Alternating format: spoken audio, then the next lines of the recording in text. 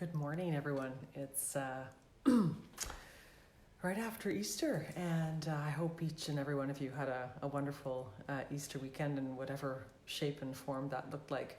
I know for us here on the West Coast, it was a bit of a different Easter as we celebrated with our family virtually, and our dinner took place at 3 p.m.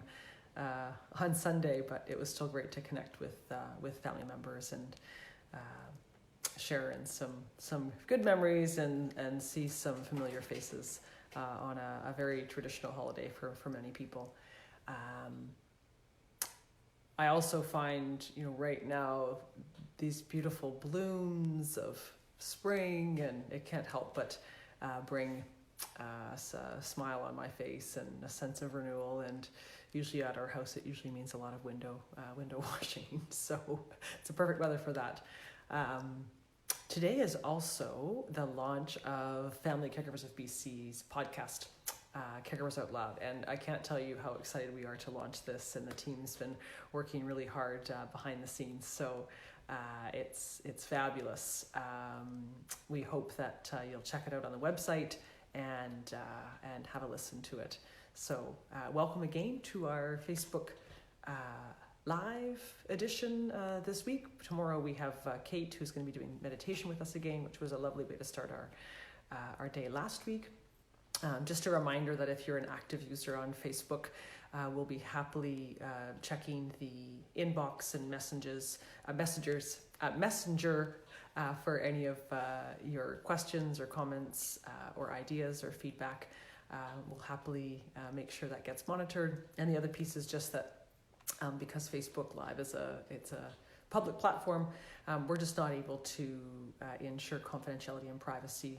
So in terms of the comments that you make or what we also share, they may or may not fully align with your own experiences and your own thoughts. And just remember that as we go through the session today. So I was reflecting that it's been a month since we've been physically distancing ourselves from others, and it's kind of remarkable to think about, that it hasn't been a month.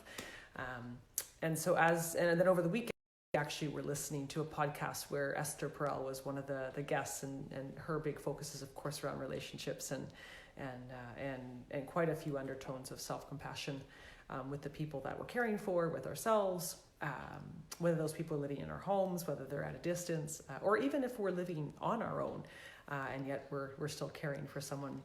And so I thought it would be a really great idea in today's Facebook Live session, of course, with the Caregivers Out Loud, which is all about caregivers having a voice and touching on topics of self-care, compassion, relationships. That today we'd build on this idea of relationships during a pandemic, and what they look like, and how we can try and continue to nurture them as much as possible.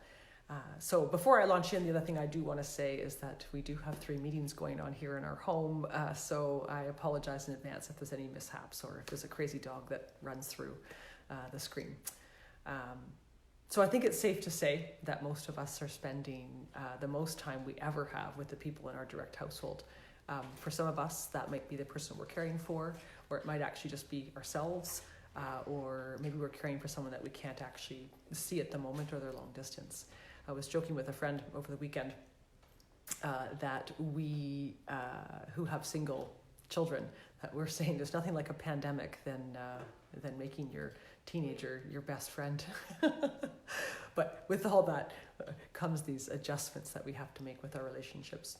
So one of the points that was brought forward in this podcast that I was listening to was this idea of checking in with ourselves regularly, which I thought was a really interesting point.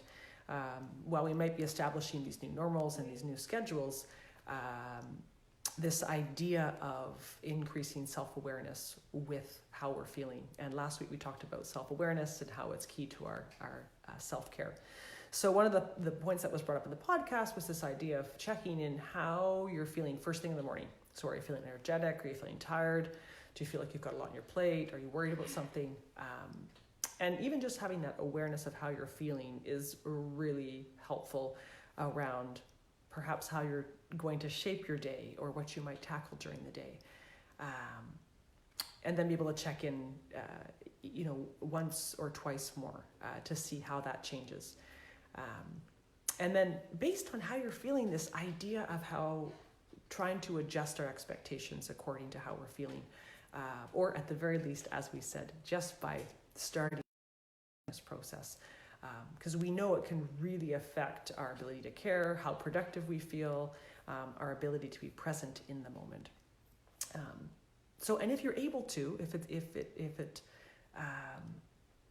is helpful, being able to share how you're feeling with that person that you're in that living space with. That could also be your partner, could also be your children. It could be the person you're caring for if there's that opportunity. And the other piece that Esther was speaking to was trying to quantify it a bit so that because most of us can work towards this idea of understanding a range.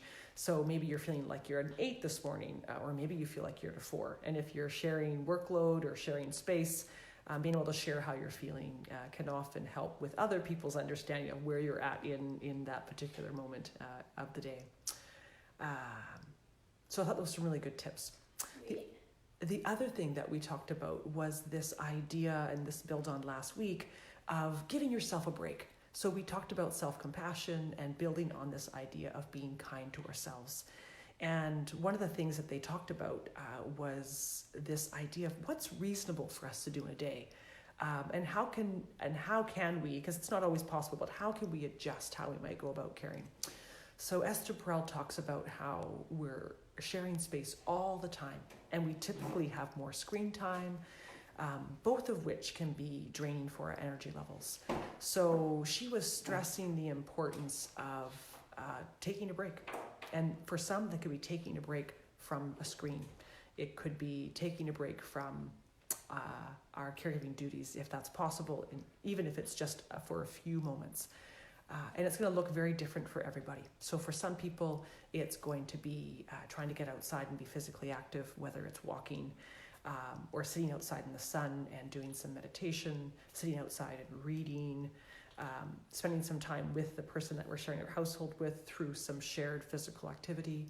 It could be reading a book, could be looking outside the window, and just simply enjoying a moment where there isn't screen time or conversation or feeling like we have to think, or listening to music around giving ourselves, again, that break from that screen time, break from those relationships in our household as well. The other thing that I was thinking about in terms of this whole idea about giving ourselves a break and being kind to ourselves is there's this idea that we can think about our must-dos. There are certain must-dos that we have to do every day. And we can maybe try and think about them using the acronym END, which is E, which is energizing, N is neutral, and D is draining. And sometimes being able to know which activities are more draining or more neutral or give us energy can help us as we shape our day and as we go through how we might want to take on some of those tasks. As we're a month into it, I'm not sure if you're feeling this way too, but I feel like we have finally found our new routine. It feels like it's taken quite a while to establish it. But it's also a key factor in providing some structure in the light of uncertainty, and that came out in this podcast as well. And again, that routine's going to look very different for each of us, and each of us is going to decide what's most important to us and the person we're caring for, and what other activities are less important. And we may choose to let some of those other activities go for now to help really decrease the expectation and but still provide that sense of normalcy and that routine. One of the things that we were speaking about in our staff meeting last week was this idea that sometimes people are now in a position where they're having to care and they're doing things that they wouldn't otherwise be doing. So that's sort of things like personal care and other activities. So this idea, there's a website called Checking Out the Home Alone Alliance, and a bunch of how-to videos and resources for family caregivers on a specific task. We'll put the link in the comments below. It might happen a little bit after this Facebook leave, but we'll make sure they're in there. And it's a great reference point. The other piece that we were connecting on about relationships, and this builds on last week's idea of shared networks. And last week we talked about the circle of supports, which is really equally important. And so we just want to stress that again. How that looks, again, is going to be very different for everyone who's caring for someone. But this idea of shared networks, what it does is it gives us a place to connect with people that either know us, whether it's an old friend or old friends or our current friends or other caregivers, that it gives us a space where we can connect on how we're feeling. And for, again, some of us, it might be related to caregiving, and we want to have a virtual caregiver support group or a telephone support group. For others, it might actually be finding a way to connect with their book club online, or using video chats if possible, or texting to have those shared experiences.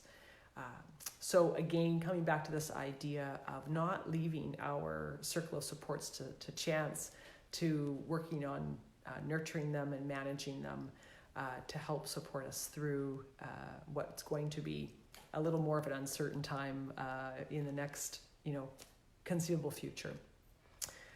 So this, I think the last point around circle supports that we talked about last week is that it's really important to maximize that positivity, and also a place to be able to speak freely about how you're feeling. That circle of support is going to help make you feel more connected and feeling less isolated. So finally, I just want to wrap up with, again, where you can find support and resources. Our support line is open, and it's all the information is on our Facebook site and also on our website on how to reach us. We're available Monday to Friday, 8:30 a.m. to 4 p.m. We can support you based on your unique needs. We can help bring awareness into your situation. We can listen to you. We can suggest ideas and resources. We can also refer you into more one-to-one support through our coaching service. Also, just a reminder to turn into our podcast today. Again, we're super excited. You could find it on our website, and we'll be linking it again into our social media. You've probably seen some of the posts if you're following us on social media. We also have some great, terrific resources and tools online to support your strategies in building resiliency, in supporting your circle of supports, and we'll make sure that we'll list those in the feed below as well. So I hope, again, that what you'll do is you'll join me in asking yourself, what's the one thing, big or small, that you'll think about doing today or for the rest of the week to continue to support you as a person and as a caregiver.